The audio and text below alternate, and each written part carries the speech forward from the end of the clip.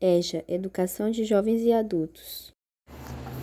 Bom, de acordo com a INAF, 71% da população brasileira pode ser considerada funcionalmente alfabetizada e está no grupo intermediário ou elementar da alfabetização.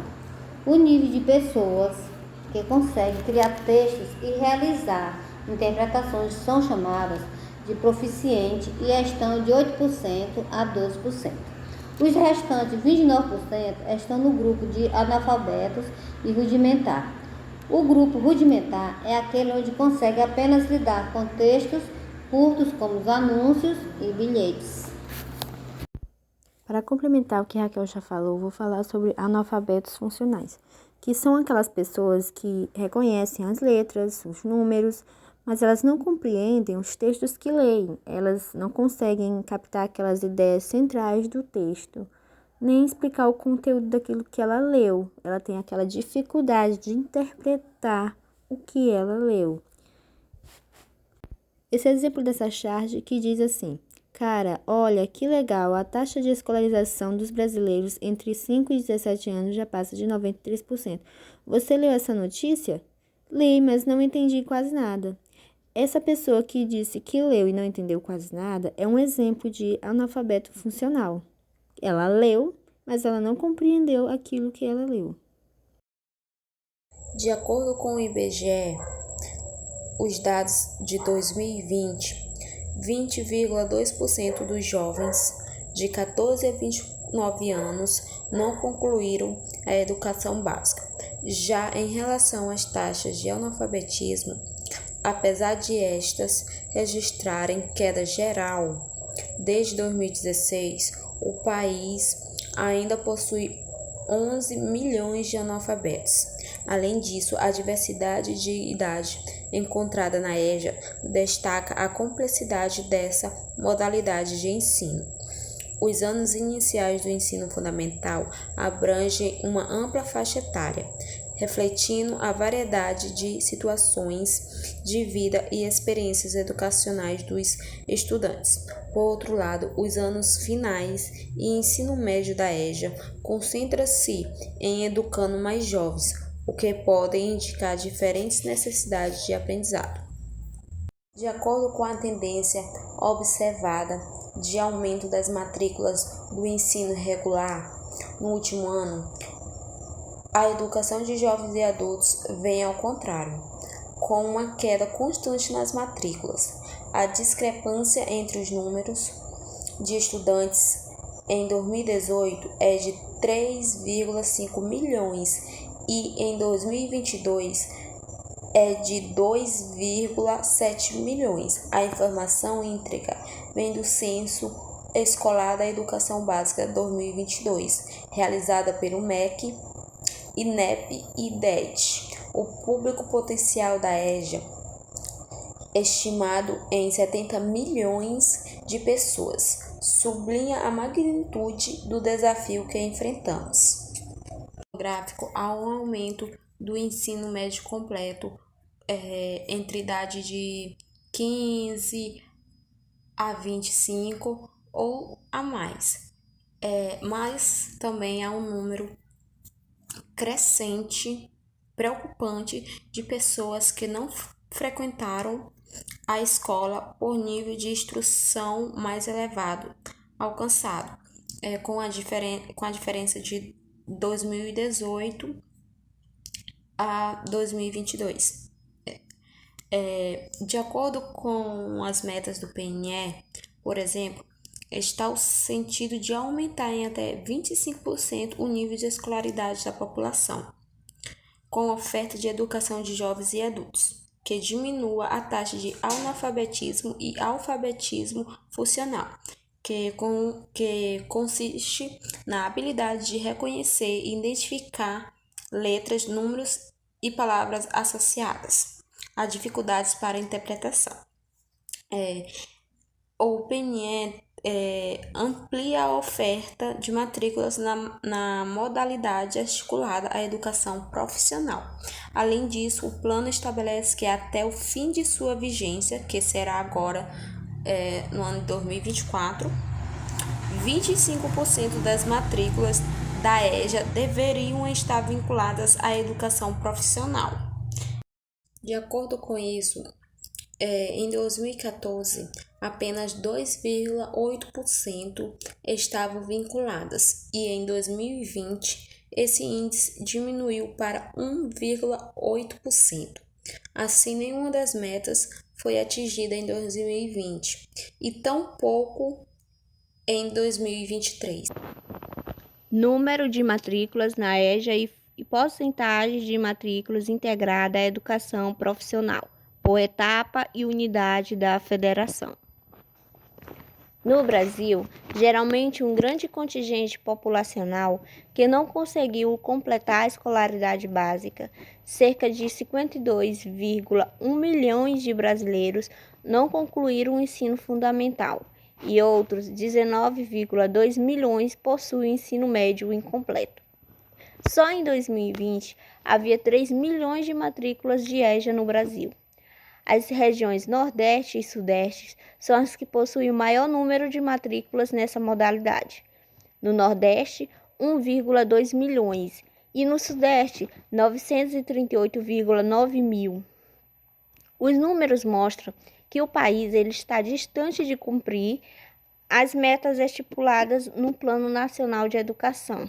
Do total de matrículas de EJA no Brasil, apenas 1,8% era integrada à educação profissional.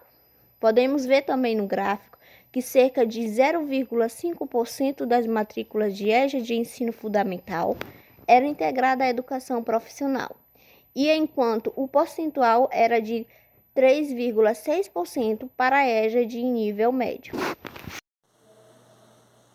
Quantas escolas tem a EJA no Brasil? São mais de 800 escolas estaduais paulistas que oferecem a educação de jovens e adultos para a conclusão dos anos finais do ensino fundamental e de todo o ensino médio. O número de escolas públicas que oferta a EJA caiu de 29% de 38.769 unidades em 2010 para 27.472 em 2021. Já o número de escolas privadas teve uma variação positiva no mesmo período, de 1.673 para 1.670 em 2019. 37.334 escolas tinham turma da EJA no ano passado. Essas ofertas só existiam em 24.658 escolas. Por que esse nível, essa variação de mais escolas privadas do que escolas públicas? Porque muitos alunos eles optam por entrar em uma escola privada porque eles veem que muitas escolas públicas não têm uma estrutura boa, não tem um espaço onde se torna uma aprendizagem. As salas de aulas contêm muitos alunos e isso dificulta que o professor trabalhe. E eles veem algo positivo em escolas privadas porque há uma certa quantidade de alunos. Já no Maranhão, são oferecidos cursos técnicos em 16 escolas da rede estadual, em São Luís, em Ribamar, em Alcântara, em Passo do Lumiar e em Timon. Foram abertas mais que 5.500 vagas para a educação de jovens e adultos. A EJA é entregada à educação profissional em 53 escolas e unidades vocacionais ao IEMA, localizada na região metropolitana de São Luís e outros municípios do Maranhão. Já em Chapadinha nós temos escola que fornece a educação de jovens e adultos, a EJA. E nós temos o Colégio Raimundo Bacelar, nós temos o Colégio Francisco Almeida Ramos, nós temos o Colégio, a unidade entregada Amada Lima Filho, e também temos o Centro de Ensino Dr. Paulo Ramos. Quais são as principais causas da evasão escolar na EJA? O gráfico à amostra está de acordo com o PNAD, que significa Pesquisa Nacional por Amostras de Domicílios, de 2022. No gráfico, a maior porcentagem é de 40,2%, que representa a porcentagem de pessoas que abandonaram os estudos pela necessidade de trabalhar. Outros fatores que ocasionam o abandono escolar, a evasão escolar, é problemas de saúde, que é quando a pessoa tem algum problema de saúde que dificulta na continuação dos seus estudos. Outro fator é a gravidez, onde a pessoa se ausenta da escola para cuidar do filho e termina desistindo. Tem também a falta de interesse do aluno para com os estudos. Tem também a falta de escola na localidade em que a pessoa vive. A falta de escola naquela localidade ou a falta de vagas e dentre outros motivos. O alfabetismo no Brasil é muito grande. O país tem milhões de analfabetos acima dos 15 anos de idade. Esse alto índice é provocado pelos modelos antigos de educação, sem modificações, que não permite a criatividade dos indivíduos, provocando insegurança e insatisfação pessoal. O primeiro gráfico ele fala sobre alfabetização, porcentagem da população de 15 anos ou mais considerada analfabeta. De 2002 para 2020, como mostra no gráfico, em 2012, como podemos ver, 91,4% da população era considerada alfabetizada em 2002. Dando um salto, em 2020, apenas 94,2% da população era considerada alfabetizada. Ou seja, mesmo com o passar dos anos, podemos ver que o crescimento da taxa de alfabetização foi de quase 3 pontos percentuais, ou seja, uma porcentagem ainda considerada um pouco muito pequena, por conta, mesmo com a implementação de vários programas para alfabetização. Porcentagem da população de 15 anos ou mais considerada alfabetizada em 2020. Bom, o quadro ele é dividido em brancos, pardos e pretos, onde podemos ver que a quantidade de pessoas brancos e também ricos considerada alfabetizada é de 96,7, ou seja, quando é dividido os brancos, é considerado que quase todos já estão alfabetizados, porque é uma classe que ela é muito beneficiada. Em comparação, podemos ver que os pardos e pretos, eles são apenas 92,2%, uma porcentagem muito baixa referente aos brancos.